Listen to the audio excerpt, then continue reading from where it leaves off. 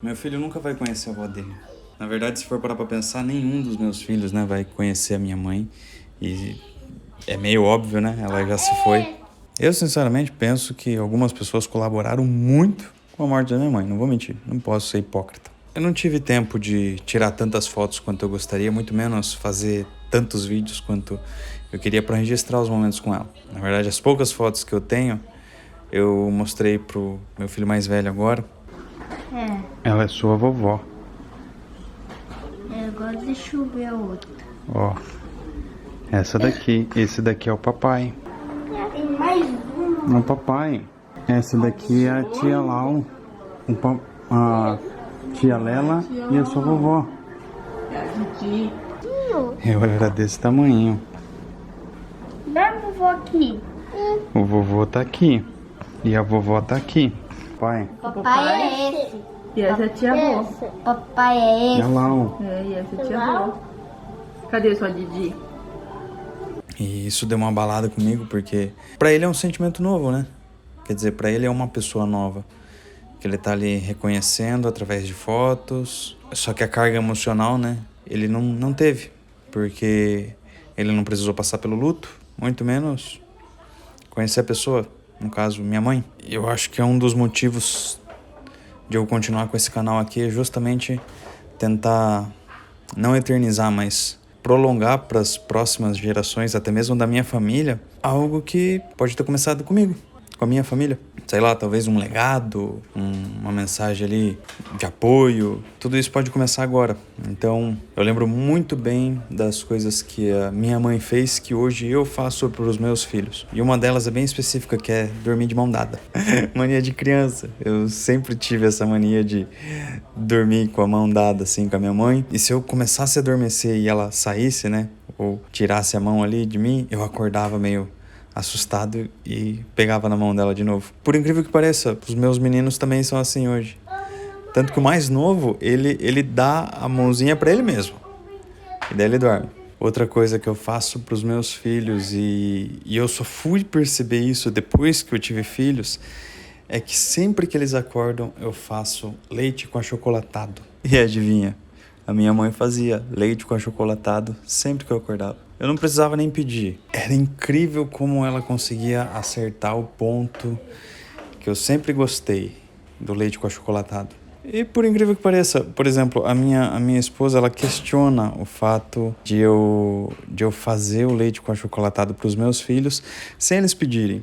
Eu sei que talvez é uma mania muito feia, né? Talvez crie uma certa independência ali para a criança, mas é algo que às vezes eu simplesmente acordo, daí eles acordam atrás e eu vou lá e faço. É algo meio que tá no meu subconsciente, sabe? Daí eu paro pra pensar o que os seus pais deixaram gravado no seu subconsciente. Será que foi momentos bons? Porque eu não quero que esse vídeo seja um vídeo triste.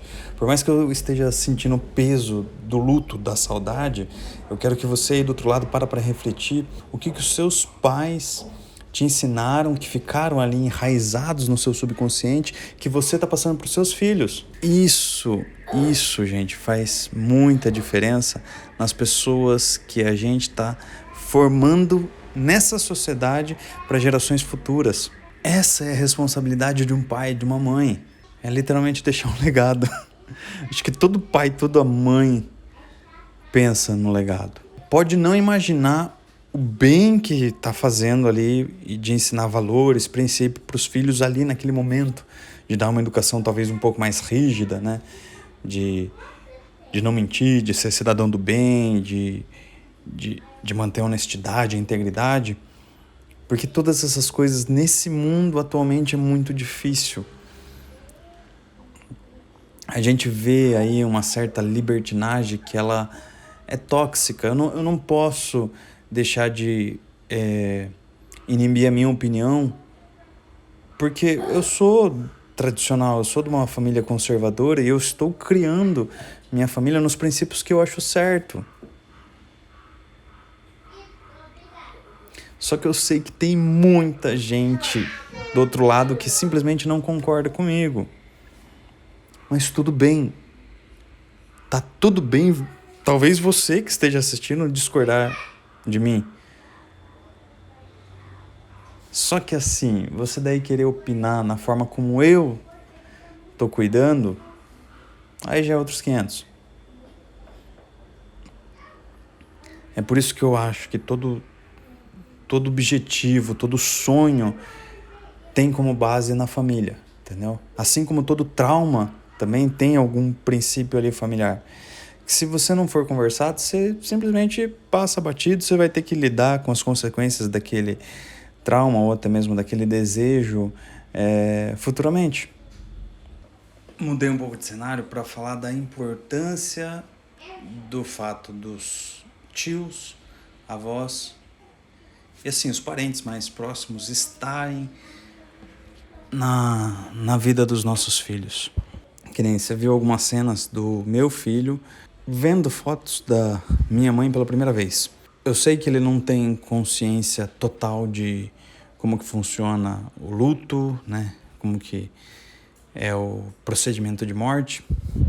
Eu sinceramente espero que ele não tenha que lidar com isso tão novo quanto eu tive que lidar, porque é muito difícil explicar para uma criança que a pessoa que ele ama não vai estar dentro de casa no dia seguinte e nem depois, e os dias vão passar e essa pessoa simplesmente não vai entrar por aquela porta. Foi algo que eu tive que aprender. Na verdade, eu tive que passar para daí aprender. Eu era muito novo, mas cá estou eu, sobrevivi.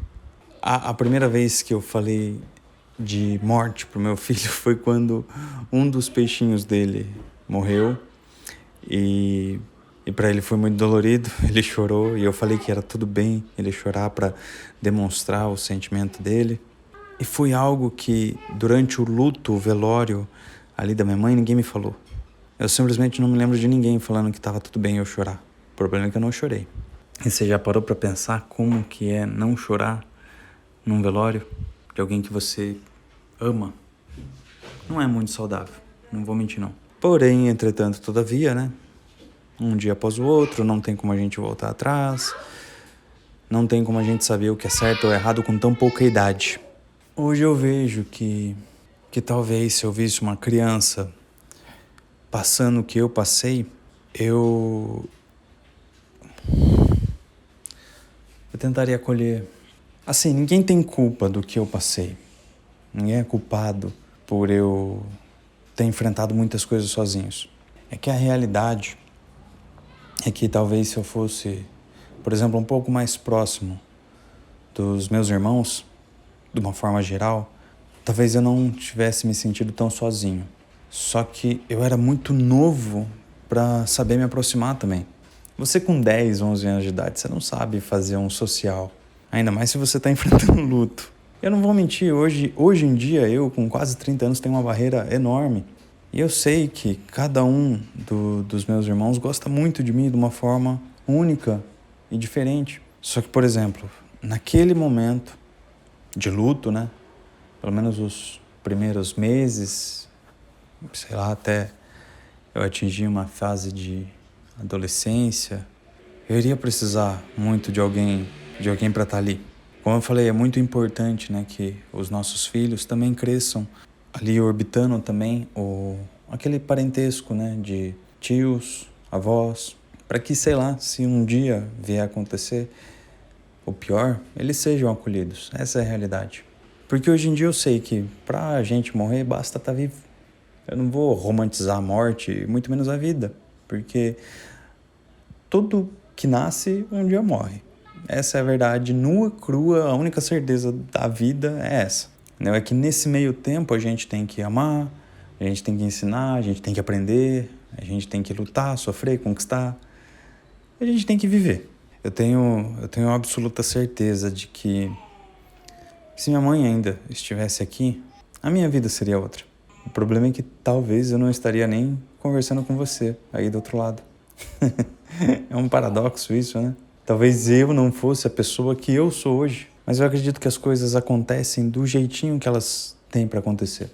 Como eu falei, esse vídeo não é para ser um vídeo triste, mas eu tô me emocionando por ter parado e pensado e meio que deslumbrado a possibilidade das coisas serem diferentes. Mas a realidade é que elas não são. Preciso ser forte o bastante para aceitar isso.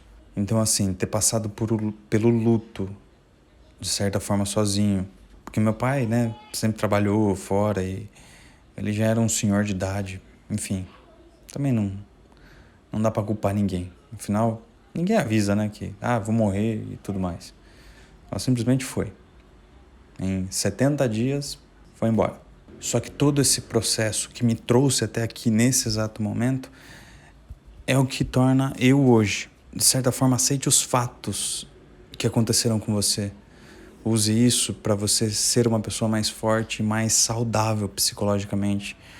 Porque isso daqui, essa cachola aqui massiva, é o lugar onde você vai passar toda a sua vida. Então, pelo menos aqui dentro, tem que ser um lugar de paz, um lugar saudável, um lugar onde você consiga organizar as coisas. E por favor, jamais pense que o Criador, Deus, né, ou seja lá qual for sua crença, é um ser malvado, porque talvez, eu também penso muito na possibilidade, talvez, se minha mãe estivesse viva hoje, ela estaria vegetando, ou talvez numa cadeira de rodas, não conseguindo nem mesmo falar. E para ela, a minha mãe, que sempre foi muito saudável e independente, talvez seria de muita pena ver ela mesma nesse estado. Assim, não quer dizer que eu não tenha dúvidas de por que Deus a levou tão cedo ou por que eu não tive tanto tempo com ela. Mas ela se foi. Tenha sido ela tirada de mim ou não muda o fato de ela ter ido embora. Eu, sinceramente, penso que algumas pessoas colaboraram muito com a morte da minha mãe. Não vou mentir, não posso ser hipócrita. Porque depois que eu cresci, eu entendi algumas coisas. Mas eu não sou o criador do universo, na verdade. Eu não tenho a linha e o fluxo do tempo nas mãos para poder entender as coisas. Mas aceitar o fato que ela foi, que hoje eu sou o que sou, graças às coisas que me aconteceram, me dá um certo conforto.